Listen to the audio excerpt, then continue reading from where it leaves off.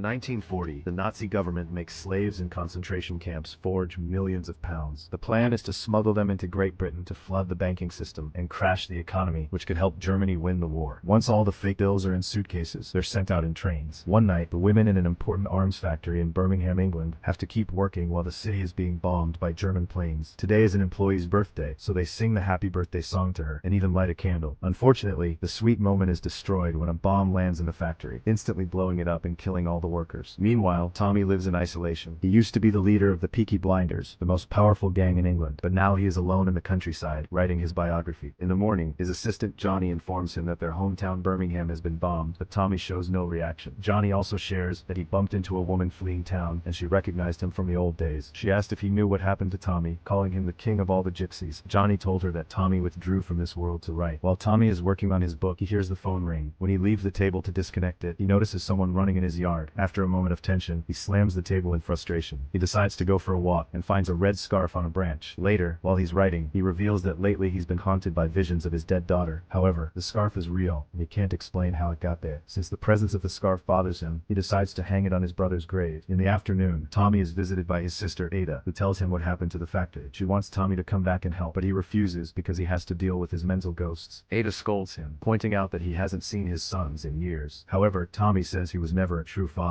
A frustrated Ada updates him anyway. His son Charles is on the front line in North Africa, and his other son Duke is the new leader of the Peaky Blinders. Unfortunately, he's getting the gang in big trouble, and Ada is afraid he'll be hung by the law or lynched by the locals. Tommy insists he's changed since his brother's death, so he can't go back. In Birmingham, firefighters and cops are taking care of the destroyed factory. At that moment, the Peaky Blinders arrive, and the cops know they can't do anything to stop them. The gang rips off the front door and starts stealing any weapons that weren't destroyed by the explosion. The owner immediately protests, so Duke informs him that they have permission from the chief inspector of the Birmingham police and gives him some money. Since the owner keeps complaining to the officers, Duke's right hand Elijah announces that any person who tries to stop them will be identified and their families will be beaten. The factory owner says he isn't scared of them, so Duke proceeds to strike him down. His employees immediately react, so the Peaky Blinders beat them up too, easily winning the fight. Once the civilians have stopped interfering, the gang finishes taking all the weapons they can find. Moments later, Ada returns to Birmingham and picks up her son Carl before heading to the factory. However, the workers immediately call her out for daring to show her face, since the Peaky Blinders made everything worse. In a pub, Duke meets a Nazi agent called Beckett, who shows him a sample of his counterfeit money. There are £350 million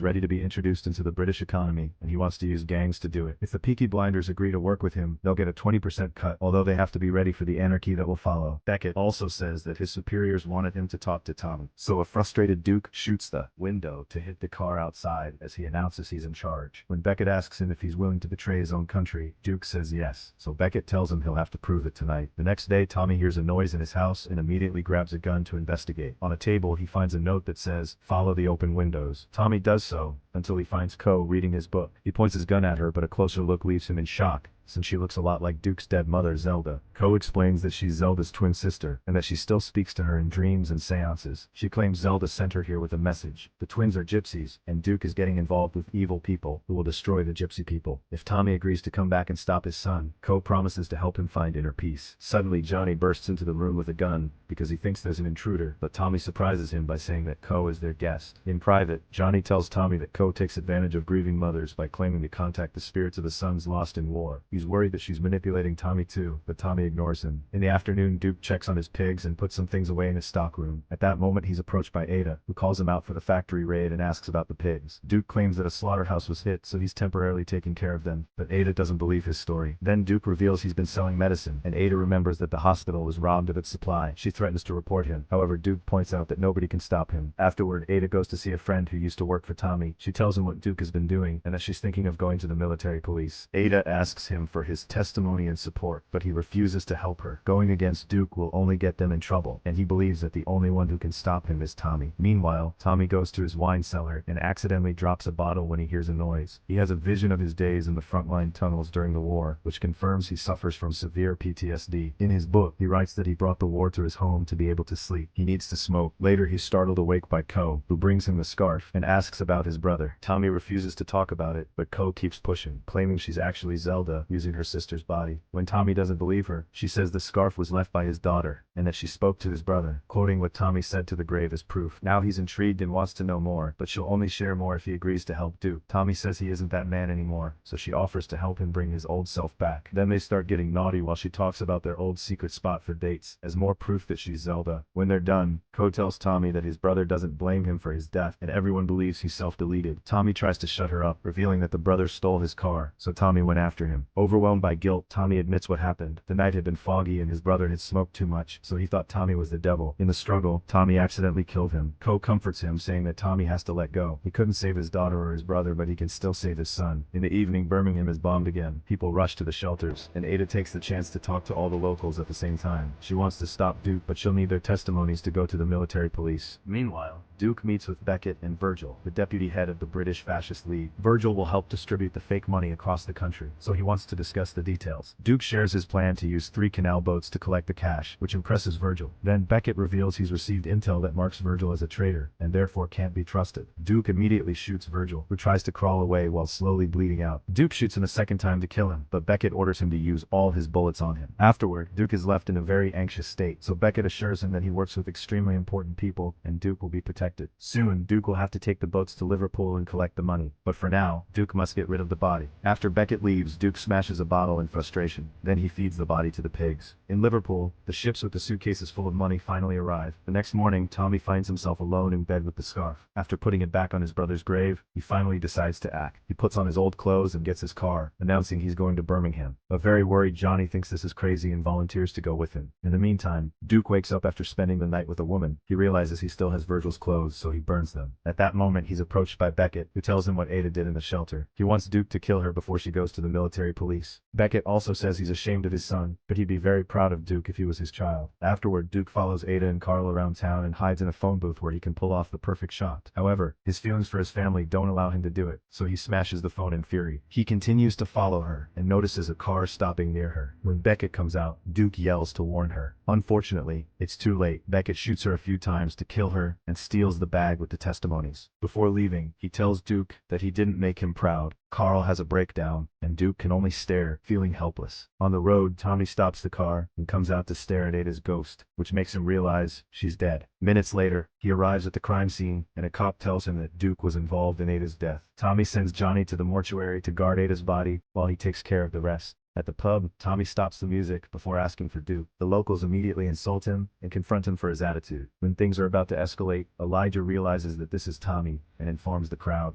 Everyone backs off, except a soldier who doesn't recognize the name and points his gun at him. Tommy responds by putting a grenade inside his shirt, so the guy runs out of the pub in panic and blows up. Then Tommy picks up the soldier's gun and shoots the record player, forcing Elijah to take him to his son. In the stockroom, Duke packs a few things and tries to leave. However, Tommy finds him and throws him in the mud. He also takes the medicine bags and starts throwing them at Duke while scolding him for crossing all the lines. After Tommy kicks him, Duke explains that he wasn't able to kill Ada because he's still loyal to his family. However, he sins often because sin is the only thing his father left him. He angrily tackles Tommy and they start fighting in the mud. Tommy easily overpowers him and forces Duke to tell him about Beckett and the plan. Afterward, Tommy goes to the mortuary and takes Johnny's gun before sending him away. He then talks to Ada's body, saying he should have come sooner when she asked. He also admits that he killed their brother and it wasn't an accident because he had been drunk and full of rage. Tommy explains he killed his brother to be free of him, but after so many family deaths, he swears something good will come from all the bad. When he leaves the mortuary, he's in tears. As soon as he steps outside, Tommy finds Beckett and they start shooting each other. The horses protest in fear while the guys run from spot to spot trying to stay hidden. Beckett tries to convince Tommy that Hitler is right about cleaning society of the bad blood and thinks that ending the war with banknotes is better than bombs. When Beckett wastes his last bullets, he pushes the horses to use them as cover and runs while they block the alley. Tommy then gets on a horse and rides through the streets where the locals welcome him back like a king. In the pub, Duke is drowning his guilt in alcohol. Ko visits him and explains that Zelda's spirit once told her that Tommy and Duke would one day work together, so this is Duke's chance to do what is right. She also gives him a bullet and tells him that after they take care of the Nazis, Duke must kill Tommy. Ko promised him mental peace, and this is the only way to achieve it. If Tommy dies, Duke can become the new Gypsy King, which is what his mother always wanted. When Ko leaves the pub, she bumps into Tommy and tells him Duke will help him, but Tommy says that first he needs a gypsy cart. Inside, Duke flips a coin to come to terms with his decision. Tommy comes in and pours a drink for both of them, while Duke agrees to help him kill Beckett. Moments later, family and friends gather for Ada's funeral. The body is put inside a gypsy cart with a few photographs, and Tommy sets it on fire, watching the flames as he deals with his grief. That night, Duke calls Beckett to warn him that Tommy will go after him. However, Duke still wants to help, so Beckett agrees to pay him $70 million for finishing the plan. Meanwhile, Tommy is watching the ashes that used to be the cart. At that moment, he's visited by dockyard boss Stagg, who gives him all the information about the suspicious warehouse and boats on the dock. When Duke arrives, Tommy introduces him to Stagg and announces he's decided to trust his son. Then the men make a plan using Stagg's intel. Tommy wants to use the Waterloo Tunnel, so Stagg points out that it was sealed off after half of it collapsed. However, Tommy assures him he'll find a way in. On the way to Liverpool, Tommy keeps writing his book and dedicates it to his children. He mentions that Duke should be his natural heir, but tonight's mission is a test that will reveal his true nature. Eventually, Tommy finds the sealed entrance to the Waterloo Tunnel and asks Co for help. Her cousins immediately use their tools to start cutting down the gate. While they wait, Tommy asks Co to read his palm. She does so and only mentions things from the past, so he asks about his future. Co tells him that tonight he'll get the piece he wants, so Tommy pulls out his gun and admits he knows Co wants to kill him since she first visited him. He says she's a bad omen, and Co replies that if Tommy doesn't kill Duke, the boy will kill him instead. While Tommy enters the tunnel, Duke talks to Beckett, who asks him about Tommy's plan. Duke tells him the boat's routes and that they'll only have a few guns, so Beckett translates it all for his German soldiers. Soon, German planes are bombing the area, which causes more parts of the tunnel to collapse and trap Tommy. This makes him have PTSD-fueled flashbacks about his time in the trenches and have visions about his dead loved ones. But Tommy doesn't give up and digs through the debris until he's free. He keeps running until he finds the stairs. At the dock, German soldiers watch the boats arrive. They immediately open fire at Stagg, who activates a bunch of explosives before jumping into the water. It turns out this was the plan all along. The boat crashes into the dock and blows up, killing all the soldiers with just one explosion. In the warehouse, Beckett realizes Duke tricked him and points his gun at him. Duke explains that his coin told him to disobey his father, but he chose to disobey the coin and do the right thing instead. At that moment, a bomb explodes inside the warehouse. This knocks Beckett down, and Duke runs away while Tommy finally gets to come inside. Soon, the Peaky Blinders surround the warehouse and get into a gunfight with the remaining Nazi soldiers, killing them all without mercy. Tommy also kills a few men as he sneaks around and bumps into Duke, who wants to know why he took so long. A frustrated Tommy tells him he's only here because his mother asked and sends him away. Then Tommy puts a landmine among the money boxes to blow them up, effectively destroying the Nazis' plan. Seeing all this, Beckett gets in his car and starts driving toward Tommy, who waits for him with his gun out. Beckett shoots him in the stomach twice before Tommy shoots him in the head. The car keeps moving, and Tommy opens his arms to wait for the end, but Duke tackles him, and the car crashes into the wall instead. As Tommy collapses and the gang surrounds them, Tommy gives Duke a gun and asks him to end it. At first, Duke refuses, but Tommy insists, so Duke pulls the trigger. The Peaky Blinders say goodbye to their boss, and Duke cries as Tommy dies reciting a poem. The gang calls Duke the new Gypsy King, so Duke tells them to burn any fake money that may remain. Sometime later, Co collects Tommy's book and gives it to Duke. The gang gathers around a cart containing Tommy's body, some photographs, and the last fake bills. Duke sets it on fire, and the group stays for hours around the P to offer a proper goodbye. Make sure to subscribe and turn on notifications so you can watch more videos like this.